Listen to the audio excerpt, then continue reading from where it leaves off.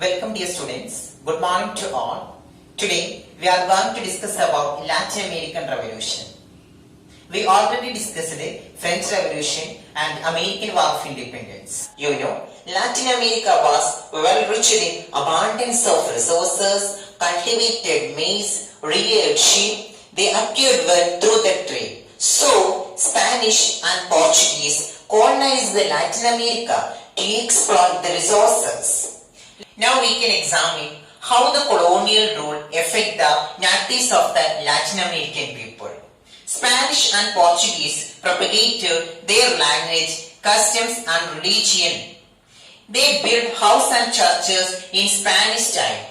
Several schools were established for imparting Spanish system of education. Spanish farming method and crops were introduced. New diseases spread from Europeans to the Latin Americans. Racial discrimination was enforced towards the natives in all walks of life. They looted the resources and wealth of Latin American people, enslaved the natives to work. Students, now we check who were the three liberated leaders of Latin American Revolution. First one is Simon Bolivar. Once again, Simon Bolivar. Then second one is Jose de San Martin. Once again, Jose de San Martin. Then the third leader, Fransico Miranda. They led Latin American country to become independent. Students, now we are going to discuss about Russian Revolution. Already we have completed 3 revolutions. Now we are going to Russian Revolution. In Russia, the farmers and workers led very tragic life under the Tsar empires who ruled in Russia. So, Russian workers have 2 demands. One is abolish the private property system. Second one, everyone has to work. Check the circumstance made by them to make these demands. First one is farmers and factory workers in Russia led a tragic life under the autocracy of Tsar's empire who ruled Russia. The second circumstance is the low agricultural production affected the farmers' income. Moreover, the landless farmers had to pay huge tax. Then third one, through Russia was rich in natural resources, but their industrial production was low. It was the foreigners who controlled majority of industries existed in there. The writers who influenced the Russian Revolution are Maxim Gorky, Leo Tolstoy, Ivan Turgenev and Anton Chekhov. They depicted the condition of the workers and farmers in their work. Karl Marx and Friedrich Engels, they formulated Marxist ideology. They called for establishing the supremacy of the workers instead of that by the capitalist. Trade unions were formed to find solution for the condition of the workers. Based on the Marxist ideology, this very important Social Democratic Workers' Party was formed. Once again, which party? Social Democratic Workers' Party. This party formed based on the Marxist ideology. But later, this party split into 2, Bolshevik and Menshevik. Menshevik the minority, Bolshevik majority. The main leader of Bolshevik party, Lenin and Alexander Kerensky, was led by the Menshevik. Here, we discussed the formation of the Social Democratic Workers' Party. This party was formed based on the Marxist ideology. But later this party split into 2. What are they? Bolshevik and Menshevik. The main Bolshevik leader Lenin. At the same time, main Menshevik leader Alexander Kerensky. Our next topic, what is Bloody Sunday? The workers organized a huge march at Petrograd on 9th January 1905. They demanding political rights and economic reforms. These are the two demands of the Russian workers. But at that time, the march was fired by the soldiers. At that time, hundreds of workers were massacred. This event is known as Bloody Sunday.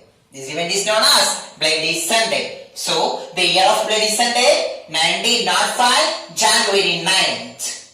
Students, all of you understood Bloody Sunday? You know the year of Bloody Sunday? Yes. 1905, January 9th. What was the two demand of Russian workers? Political right and economic reforms. Very good. But you know what is Bloody Sunday? Once again, what is Bloody Sunday? The Russian workers organized a march at Petrograd on 1905, January 9. They are demanding two things, political right and economic reforms. But the march was fired by the soldiers. At that time, hundreds of demonstrators were massacred. This event is known as Bloody Sunday. In Russia, workers formed an organization to conduct strike all over the Russia. That is called Soviets. Once again, what is Soviet? Workers' organization is called Soviet. Were formed all over Russia to conduct strike. When strike get massive, at that time the emperor was compelled to form a legislative assembly that is called Duma. Most important topic in this chapter is February Revolution. You look what is February Revolution. Ignoring the protesting from Duma, Nicholas II decided to participate First World War. Thus we know that started in 1914. Ignoring protests from Duma, Nicholas II decided to participate the First World War. A lot of soldiers were killed in this war, and food shortage became severe by 1917. At that time, thousands of human marched along the street of the Petrograd. On 8th March 1917, they clamoring for bread. We need food. The workers organized the protest march in Petrograd. Here we can see two marches. One is women conducted. Another side, workers also conducted a march on the street of the Petrograd. Beginning time, the soldiers clashed with the workers in the beginning, but later the soldiers also joined with workers because they had a tragic experience during the First World War. The workers captured the Petrograd, the capital city of Russia. Here the workers captured the Petrograd. At that time, Nicholas II was thrown out of the power. Now there is no head for Russia. So a provisional government was formed under the Alexander Kerensky, who is the Bolshevik leader. Since the Russian calendar was a few days behind the international calendar, this revolution that took place in March, but it come to be known as February Revolution. Students, now we understood in Russia the provisional government was formed under the leadership of Alexander Kerensky.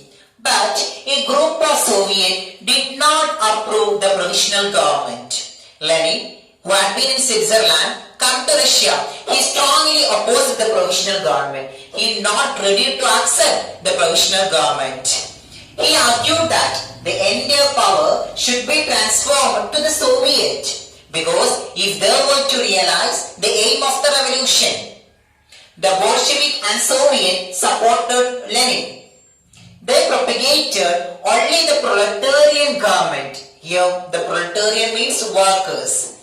Only the proletarian government could be eradicated the centuries all the economic backwardness and inequality existed in French society. Yes. Now I am going to wind up this session. The important topic that we discussed today, we know the Latin American Revolution and Russian Revolution. In the Russian Revolution, we know the important topic, Bloody Sunday, February Revolution, the Soviet opposed the provisional government, etc. So, thank you all. Have a nice day.